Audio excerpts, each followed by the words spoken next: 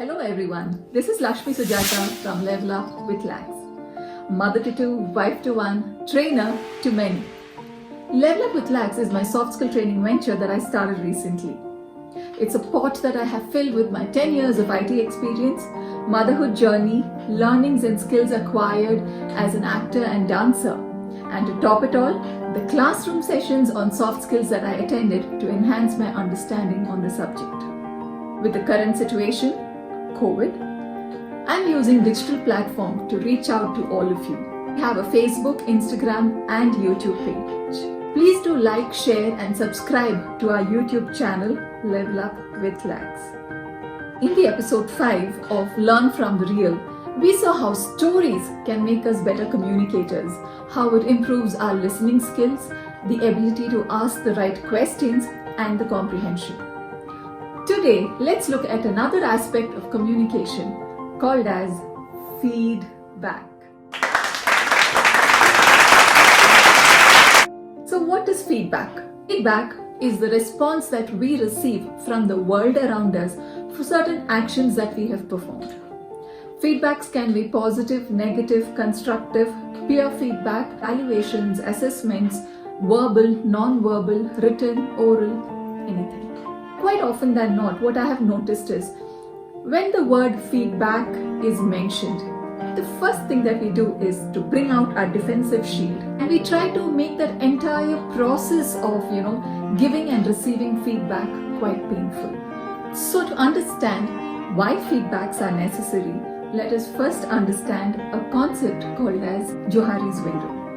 Johari's window was a technique that was devised by two American psychologists, Joseph Luft and Harrington Ingham, in the late 1950s. This is a technique based on which you can better understand relationships with others and with yourself. So this Johari's window concept has divided our relationships with self and with others into 4 quadrants. Quadrant 1, the open, blind, the hidden and the unknown. Open is where you as well as the others are aware of your emotions, your feelings and how you would respond to certain situations, your knowledge, skills, etc. And our goal is to make the open area the largest by reducing the other quadrants. So for today's discussion, let's mainly focus on the second quadrant, that is the blind area. That is the area which we are not aware of ourselves. Yes, not aware of ourselves, but the others, your team members, your family members are aware of that attribute about yourself. Example for this could be your facial expression, body language or your voice tone. When we get a feedback from a peer saying that, Lakshmi, when you spoke that, you sounded a little arrogant, probably that was not your intention, can you just look at it? When we take that feedback and analyze it, we realize that yes, I was not aware of that. I was not aware that my voice tone was not right. Let me work on it. Right? So that feedback has helped you reduce the blind spot and move into the open area. The area of harmony, fewer conflicts, self-awareness and self-confidence. So now let's look at what role does the feedback giver and the feedback receiver have to play in this process called as art of giving and receiving feedbacks. As a feedback receiver, simple 3-step process. Listen fully to the feedback, thank the person who's giving you the feedback, ask questions if you have doubts. Just yesterday, I had posted a dance video and I received a lot of good constructive feedback. There was one feedback which stood out.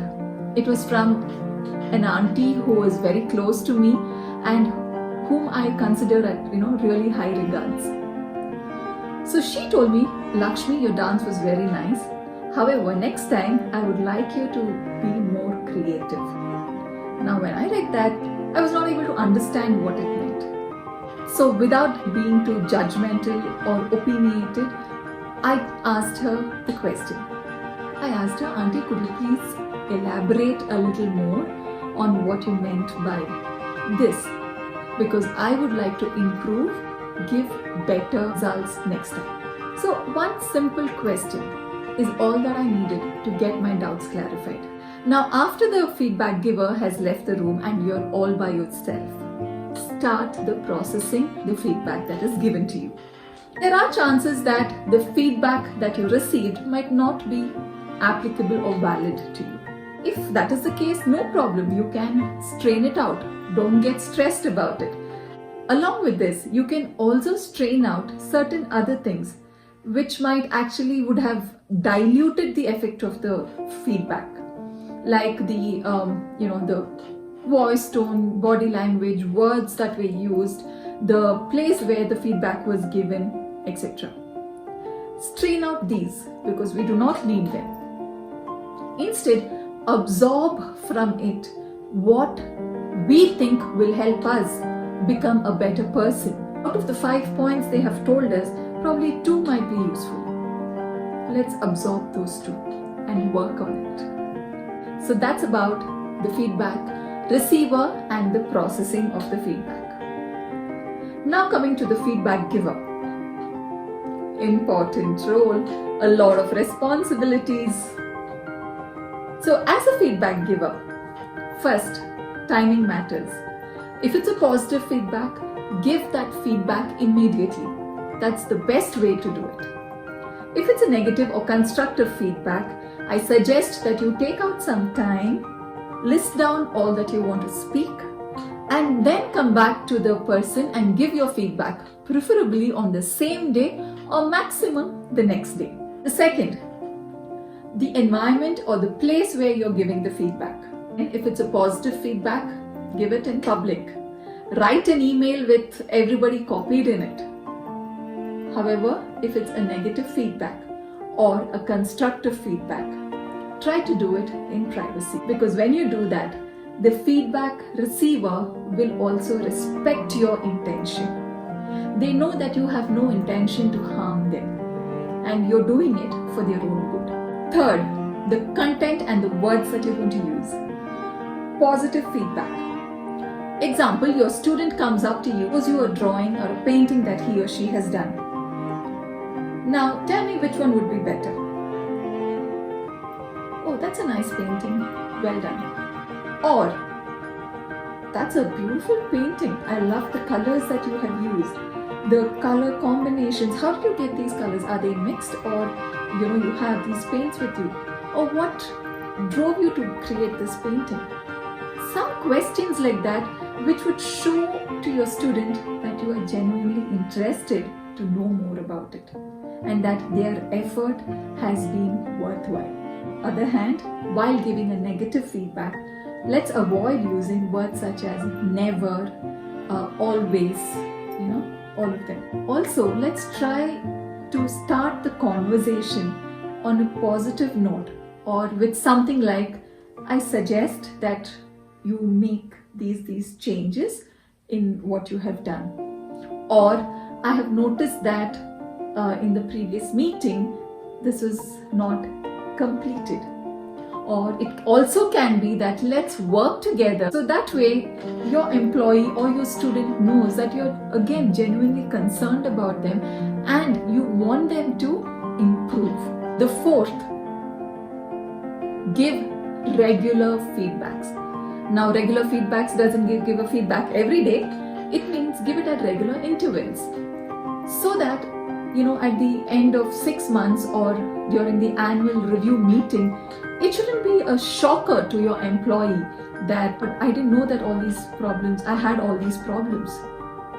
Also, gives a message, sends a message to the employee or to your student that you are interested in their work, you are focusing on their work, and you're trying to engage with them, which in turn will motivate them to give you more results. So regular feedback, be it positive or constructive, give regular feedbacks. The last one, the fifth point, target the problem and not the person while giving the feedback. So to summarize, the first, the timing of the feedback, the place and location where you're giving the feedback. Third, the content, words used, how crisp and to the point it needs to be. The fourth is give regular feedbacks, and the fifth, target the problem and not the person. Because feedbacks are for improving ourselves, improving interpersonal relationships, improving the team spirit, and ultimately to get or to reach the goal that we have for us. I hope I receive a feedback for this video, and I'm waiting to hear from all of you. Thank you so much.